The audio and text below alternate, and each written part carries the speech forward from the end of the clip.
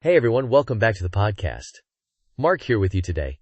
Hope you're all staying secure out there. And Jenny alongside. Mark, I hear your tech radar has been buzzing about something interesting and times important in the cybersecurity world? Oh yeah, big time. You know, I get hooked on things at the intersection of tech innovation and actual real-world application. And this one definitely fits. We're talking about Omni Federal and their REDHOUND Cyber Hunt Kit. They've been making some significant progress by teaming up with a few key players to really enhance its capabilities. REDHOUND. Okay, that sounds appropriately fierce. Tell me more. What exactly is a cyber hunt kit for those of us who might not spend our days, threat detection ninja-ing? Haha, fair point, Jenny. Not everyone's in the digital trenches. Think of it as a ruggedized, portable system built specifically for cyber protection teams. It's like a society-in-a-box, or maybe a cyber toolbox, but like a really serious one that you can take anywhere. It's designed for situations where you need to go into potentially disconnected or challenging network environments. Picture military deployments out in remote areas, critical infrastructure that's off the main grid, places where you can't rely on cloud connectivity or existing infrastructure. They need to hunt for threats in real time, right there on site, even when things are disconnected. Right. So it's not just software you install on a regular machine, it's hardware and software engineered to be tough and mobile? Like, built to survive a bit of a bumpy ride? Exactly. And the kit part is essential cause it's modular. The REDHOUND kit, as I was reading up on it, breaks down into 4 main pieces. You've got a TAP device to mirror network traffic. Think of it like a splitter for digital data. Then an aggregator, which is designed to be super fast at processing that traffic and can handle encrypted data. Whoa, encrypted data? Like SSL and TLS traffic that's usually hidden? How does it even unpack that? Yeah, that's where some of the advanced tech comes in. The aggregator handles the decryption at scale, which is a big challenge when you're dealing with huge volumes of data flowing across a network. Then there's the server and sensor kit, which is where they pack in the serious computing power for deep analysis, and a core switch for managing the network breakdown within the system. It all fits into this integrated, rugged, portable system. Got it. So this is designed for getting a deep internal view of what's happening on a network, right? Not just looking at logs or alerts, but seeing the actual packets of data moving around? Precisely. It's about real-time traffic analysis and forensic investigation capabilities that you can deploy quickly and effectively in the field, and that's where these new partnerships become so important. Omni Federal isn't attempting to build every single piece of this complex puzzle themselves. They're teaming up with specialists who bring their specific expertise. Okay, let's hear it.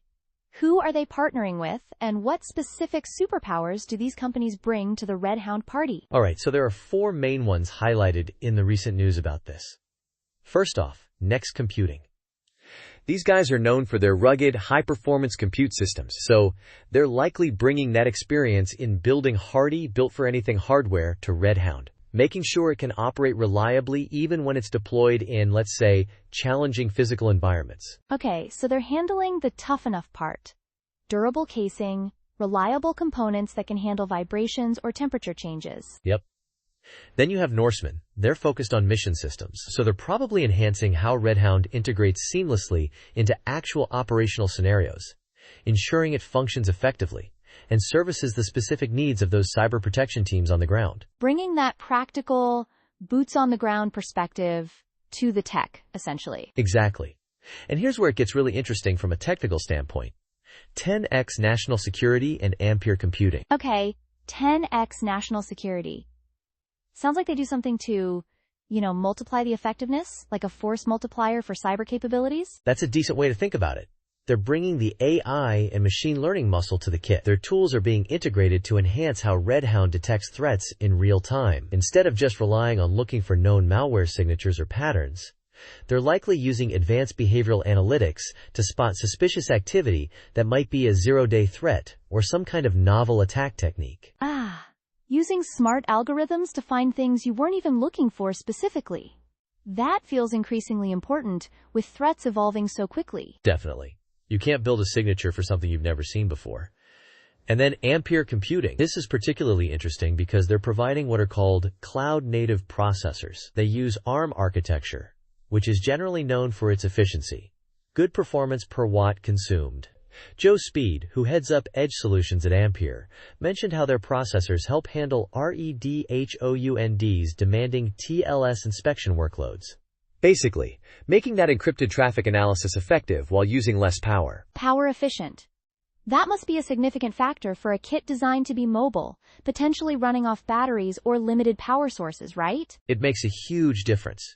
Every watt saved is more operational time when you're out in the field, disconnected from reliable power. And I noticed in the press release, they even mentioned supporting NVIDIA GPUs and Bluefield Super NICs for local machine learning inference. So you've got some powerful AI capabilities running right there on the kit asterisk at the edge times Cs, without needing to send massive amounts of sensitive data somewhere else for processing. So it's a combination of rugged hardware with smart, power-efficient processing and powerful AI for real-time analysis, even of that tricky encrypted data? That's the core architecture they're building.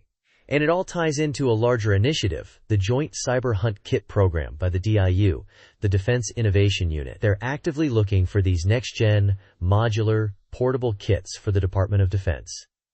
Omni Federal's REDHOUND is one of the prototypes they selected for this program. So this isn't just a commercial product they're hoping to sell, but it's being evaluated and developed for some seriously critical defense applications? Exactly. And that gives you an idea of the stringent performance and reliability requirements they're aiming for. Things like being able to handle high network traffic, up to 500 gigabits per second of throughput, and being able to capture and store massive amounts of data on fast local storage. I saw specs mentioning support for up to 8 by 122 terabyte NVMe SSDs. That's an enormous amount of network traffic you can capture and analyze right there on the system. Wow, that's a substantial amount of data for something meant to be portable. Thinking about this, though, decrypting and analyzing all that traffic, especially encrypted signals, does that inevitably raise any privacy concerns, even within a defense or critical infrastructure context? That is a really important point, Jenny. And it's something that always warrants careful consideration whenever you have capabilities like deep packet inspection and SSL decryption deployed. While these kits are explicitly designed for network defense, threat hunting, and forensic analysis, the underlying capability to see and analyze potentially private communications is inherent in such powerful tools. It brings to the forefront the need for robust legal frameworks, strict protocols on what data is collected and how it's used, and strong oversight mechanisms to ensure these capabilities are deployed ethically and appropriately. It's a balance between security needs and important privacy considerations. That's a crucial discussion, and one that needs to happen alongside the technological development. The tech is indeed powerful, but the governance around its use is paramount. Looking ahead, Mark, where do you see this kind of technology evolving? Well, two things come to mind. Building on the features they're already incorporating like AI and local processing. I think the next phase is likely leaning further into autonomous or semi-autonomous cyber response capabilities. Right now, these kits are instrumental in helping human teams times find and understand threats quickly. In the future, with more sophisticated and trustworthy AI, they might be able to take limited, automated actions to contain threats in real time. Things like isolating a compromised system or blocking malicious traffic, potentially before human operators can even fully react. Automated response. That sounds both compelling for speed and maybe just a little concerning. What if the AI makes a mistake and, say, shuts down a critical part of the network incorrectly? You've hit on precisely the main challenge there. Increased speed and automation come with increased risk of false positives, causing unintended disruption. So while the trend is towards enabling more automated actions, the reliability, accuracy, and trustworthiness of that AI become absolutely paramount before you deploy it in critical environments. It's a complex balance between speed and safety. It sounds like Omni Federal and their diverse set of partners are pushing the boundaries of portable, high-performance cybersecurity. It's fascinating to see how these specialized companies are combining their distinct strengths: hardware design, mission integration, AI, efficient processing, to build something like REDHOUND for such demanding and critical applications. It genuinely is. It's a strong demonstration of how effective collaboration in the technology space, drawing on diverse skill sets from different kinds of companies, can produce genuinely innovative solutions to really tough problems, like defending complex networks in challenging, often disconnected, environments. Indeed. Well, Mark, thank you for breaking down the REDHOUND Cyber Hunt Kit and shedding light on these key partnerships. My understanding of a society-in-a-box designed for the edge just got considerably clearer. Glad I could share. It's a notable development within this space, and definitely one to keep an eye on as the DIU evaluation progresses. Thanks for joining me today, Jenny. Always a pleasure, Mark. And thank you to our listeners for tuning in. We'll catch you next time on the podcast.